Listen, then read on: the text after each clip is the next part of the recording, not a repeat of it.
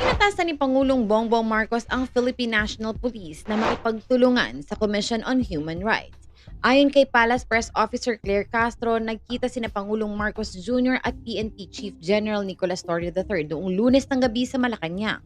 Nais po ng Pangulo na makipag-collaborate ang PNP sa Commission on Human Rights para din po maproteksyonan ang human rights, ang karapatan ng mamamayang Pilipino.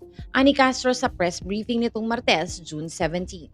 Ang otoridad na ibinigay at kapangyarihan ng mga kapulisan hindi dapat abusuhin kung hindi dapat bigyang halaga ang human rights. Dagdag pa niya, bukod sa pagprotekta sa karapatang pantao, marami pa aniyang napag-usapan ang PNP Chief at ang Pangulo. Kabilang narito ang mga proyekto na kaakibat ng 5-minute response time strategy, Oplan Balik Eskwela, Anti-Illegal Drug Campaign at Training Program para sa mga prosecutor at law enforcement agent ng Department of Justice.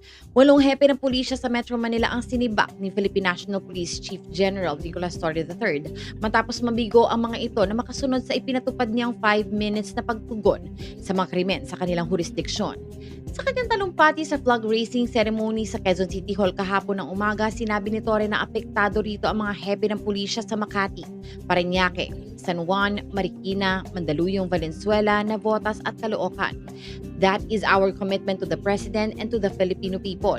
So if they can't cope up with it, they can step up to that standard, we will look for commanders who will do so, diin ni Torre. Ayon pa kay Torre, posibleng may mga susunod pang matatanggal sa pwesto, hindi lang sa Metro Manila, kundi pati na rin sa mga probinsya.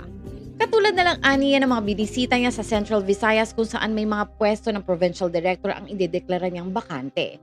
Hindi naman aniya problema ang mga papalit sa mga ito dahil marami ang mga nakalinya na mas magagaling na opisyal para mamuno.